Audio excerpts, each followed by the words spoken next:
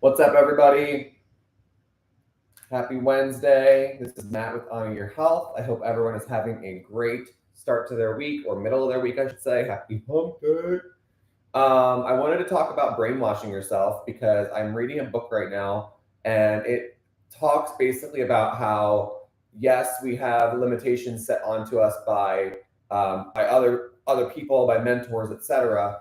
But the real brainwasher, and obviously the media and all these other things, but the real brainwashing is the one that you put on yourself, right? So you have over time told yourself, I can't do X, I can't do Y, I'm not enough, I'm not worthy, I'm this, I'm that. All those statements, when you continually tell yourself that, guess what they do? They create your reality. You say you're poor, you're probably going to be poor. You say that I'm abundant, you're probably going to live in abundance, right? So I want to tell and share with you a way that I have sort of pulled myself out of that victim mentality and that victim state. And that's by legitimately writing in a journal, visualization, and looking at my life and going, now I see I've created that, right? So I started, I want to say a year and a half ago, journaling and writing thoughts on paper and doing a lot of present statements versus like what I want. Because when you say you want something, it's actually telling your subconscious mind and your conscious mind that you don't have it, right? So if you look into anybody who is a self-development person or a manifester, what have you, right? The key thing in all of these videos is that you need to not only like write it down in the present statement that you already have it. A lot of this, guys, comes from belief, right? The belief and knowing that you do. You can write it down as much as you want. The reason why I do it every day and every morning is not because I don't it's not because I need to necessarily write it. It helps to re-brainwash my mind into knowing I have it, into believing I've got it now, right? A lot of us live in lack. We live in fear, and that's because it's just been brainwashed and it's been sort of instilled onto us since we were born, basically, right? So this is how you do it. Is like I literally write down like I tell myself how much money I want to generate and how much I generate each month. I tell myself, I write down in the present time, I'm worthy of love because I had a lot of issues with accepting that I am a lovable person and that I am worthy of that. I've had a lot of issues with letting go of certain things and certain people and being judged for how I like choose to live my life. I put down like my priorities and I write those down because, guys, I hate to say this, but I think this is where people get misled in life, I think, right? Everyone always says, I don't have enough money, I don't have enough this, I don't have enough that. The truth is you do. You have more than enough, you really do. It's just where you're putting your priorities and how you are prioritizing your money in your life, right? People always say, you're so healthy. Well, I prioritize my health. That's actually like the first place other than my business and my home, which is a business. I really do my best on a mental level to try to make sure that my brain is in a space of abundance and in a space of knowing I already have it and believing in myself, right?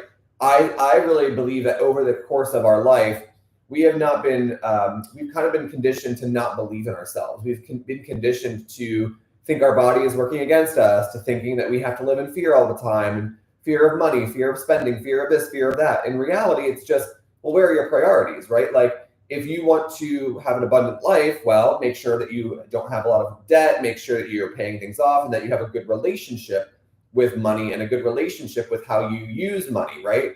And you have to prioritize that. And that's something that I'm really focusing on myself right now and going into the future is just like, having a good relationship with stuff so that when I do grow and I do go into new places with business and my own self, is that things are already set up. So I'm not in a place of worrying about, oh my gosh, well now I have to, no, it's already set, right?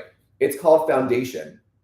And I know people hear that all the time, but this really is about, I feel like we're in a time right now where people are sort of setting up their foundation and prioritizing where they're putting their energy. And because again, where your focus goes, energy goes, right? And it's vice versa. Where your energy goes, your focus goes. So if you're living in this lack space of not having enough, well, you're probably not going to have enough ever.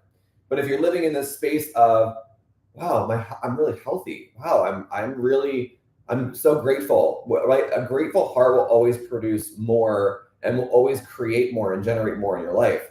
But if you're always in this space of, oh, I don't have this, or oh, you're always in that space of, and this is typical society right now, is lack. This typical society of complaining, right? Y'all, this is another funny part to me is like, y'all talk about how, and I'm not saying all, but like most of you, 90% of you, talk about, oh, I don't have enough money, but then you're spending and using your credit card to go spend $4,000 for Christmas presents. Guys, this is my thought on Christmas and on gift giving, and I love giving gifts, but I do that all year long. I don't wait to drop like $5,000 in money that I have to put on a credit card, and have to prioritize like eating versus a gift that I can give my kid in 6 months, or delay that gratification just a little bit. I think social media, I think a lot of these things, Amazon, all these things have kind of progressed us into this mindset where like we can't wait for anything, where it's always like we're always in this state of panic, we're always in this state of not having enough, we're always in this, and I hear it all the time. People, how long is this going to take, Matt? I don't have enough money. What? I'm confused. How don't you have enough money to prioritize your health? Like, that doesn't make any sense to me, right? I always have financial gain to prioritize my health with, right?